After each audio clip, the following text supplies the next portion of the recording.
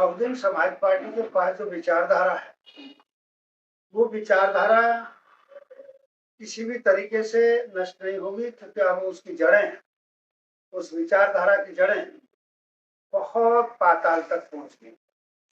तो अब उस तरह का डर नहीं है, लेकिन 1% में आपकी बात मानूं तो सबसे बड़ा यदि कोई खतरा है तो वो ये है कि यदि बसपा का कहीं 1% कुछ बिगड़ता है तो ये बहुजन समाज मनवाद का गुलाम हो जाएगा, और ऐसा गुलाम हो जाएगा कि उभर नहीं पाएगा। जो पहले वाली दास्तां थी वो सुन, पाखंड में डूबा हुआ आदमी होगा।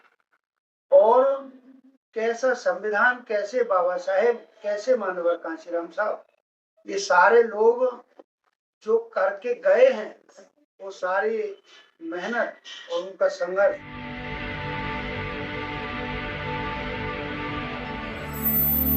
मैं मेवालाल और आप देख रहे हैं बहुजन समय।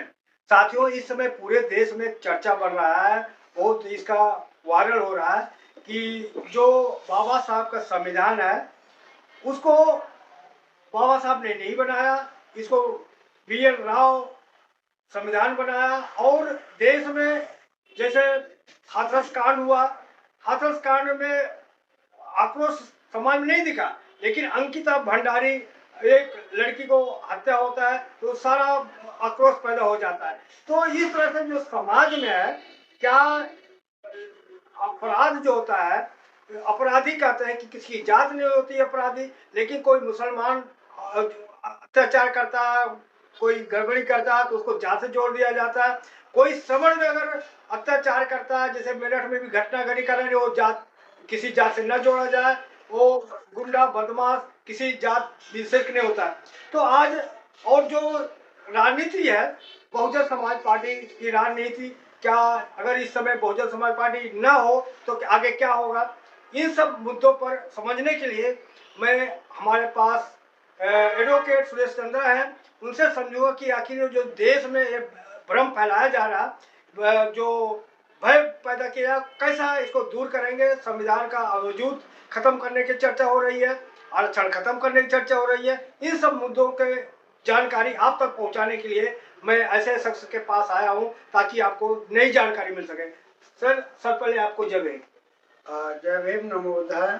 और आपके इस लोकप्रिय चैनल के माध्यम से मैं समस्त आपके दर्शकों और देशवासियों के लिए 2026 के लिए मुबारकबाद देते हुए ये मंगल कामना करता हूँ कि इस देश में शांति भरा माहौल पैदा हो जाए, भाईचारा बढ़े, ताकि हर आदमी बेहतर तरीके से अपनी जिंदगी गुजर बसर कर सके, आज की तरह हावले न रहे।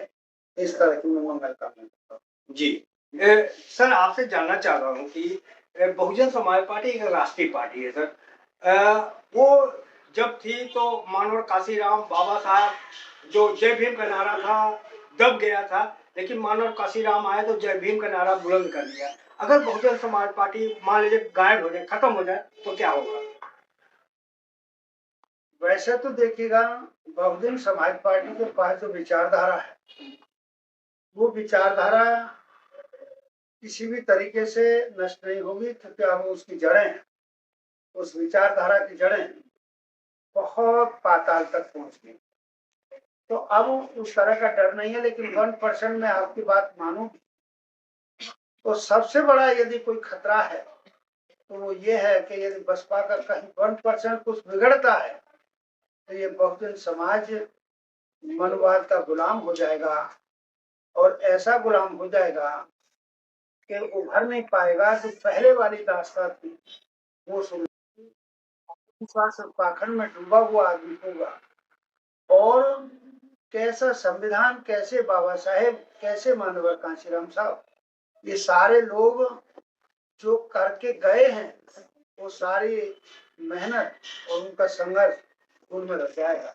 तो ये डर तो है कि आप पत्रकार हैं, आप सारे जहान में जाते हैं, लोगों से बातचीत करते हैं, समाज के लोगों से भी बातचीत करते हैं, लेकिन मुझे जो सबसे बड़ी चिंता है कि जो बहुजन समाज, और उसमें भी विशेषकर बसपा का जो आधार माना गया है, इस देश में हर आदमी बोलता है कि जो विशेषकर जाति है, जो आधार है बसपा का, उस जाति के लोग भी, उन लोगों के घर में भी आज आरएसएस के कार्यकर्ताओं का आना जाना शुरू हो गया है।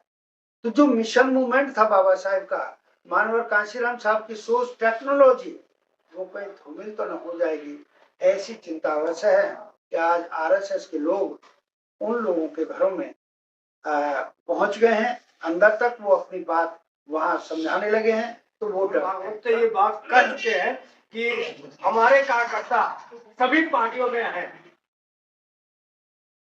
नहीं, उनका पहली बात तो यह है, इस देश में एक नाटक कर रखा है मोहन भागवत। मैं उनकी शान के खिलाफ तो कोई बदतमीजी नहीं करूंगा, लेकिन आखिरकार वो होते कौन है? उनके पास वो विचारक हैं, विचारधारा है, तो फिर कह दो क्या देश बीजेपी नहीं चलाती है, आरएसएस चलाती है, और आरएसएस के सारे सिद्धांत होंगे, मोहन भागवत ही प्रधानमंत्री होंगे, तो अलग हटाओ इनको, मोदी साहब को या अमित शाह को, और बहुत सारे आरएसएस के लोग हैं, फिर उनके हाथ सीधे सीधे सुपर्द कर दो ना। ऐसे नहीं है। मान्यवर कांशीराम साहब ने बामसेफ बनाई थी, और बामसेफ आज भी चलाने वाले कोई और लोग हों, विचारधारा तो बड़ी निष्पक्ष और बड़ी प्योर है, शुद्ध है, लेकिन चलाने वालों की मंशा खराब है। तो वहां के मोहन भागवत जी का ये कहना हो सकता है कि जिन लोगों को अपने अपनी इस तरह की संस्थाएं चलाने की, दुकानदारी चलाने की जरूरत होगी,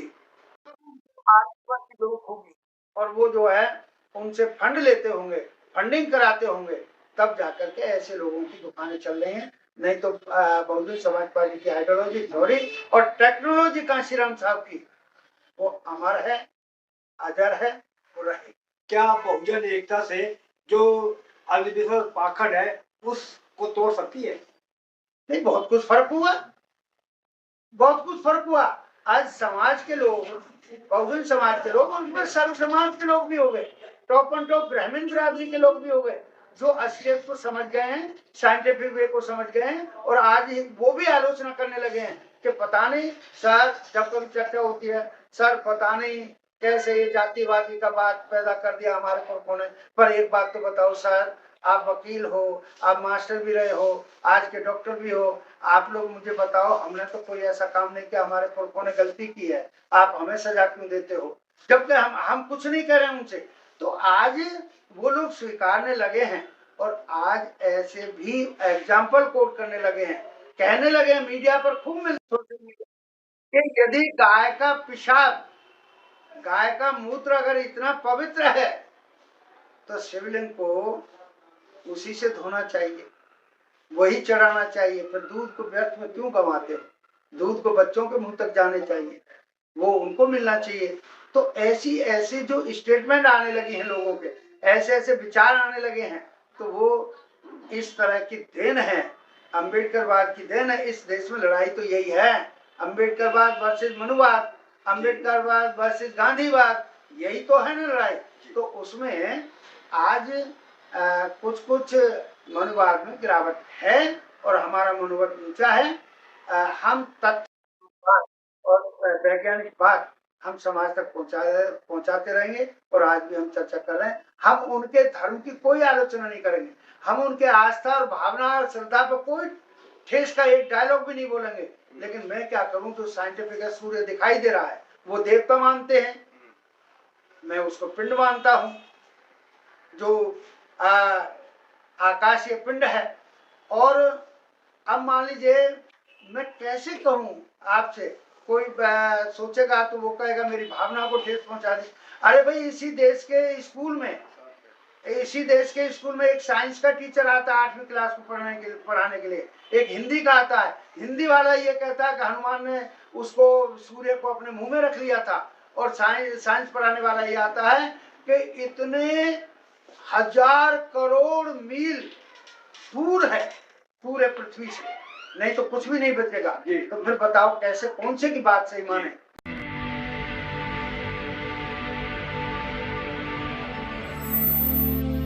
आपने समय दिया, इसके लिए आपको बहुत बहुत धन्यवाद। तो साथियों, कैसी रही बातचीत, आप प्रतिक्रिया में जो बताएं। अगर आपका कोई सवाल छूट गया है तो आप कमेंट में लिखेंगे, अगले जो वीडियो बनाऊंगा वो सवाल ले लूँगा। और आपसे एक निवेदन है कि आप कहाँ से देख रहे हैं वो भी कमेंट करेंगे। और आप जो नए हैं तो हमारे चैनल को आप सब्सक्राइब करें, लाइक करें, कमेंट करें। आपका एक छोटा सा कमेंट किसी का सोच बदल सकता है। धन्यवाद। मैं बहुजन समाज, दिल्ली।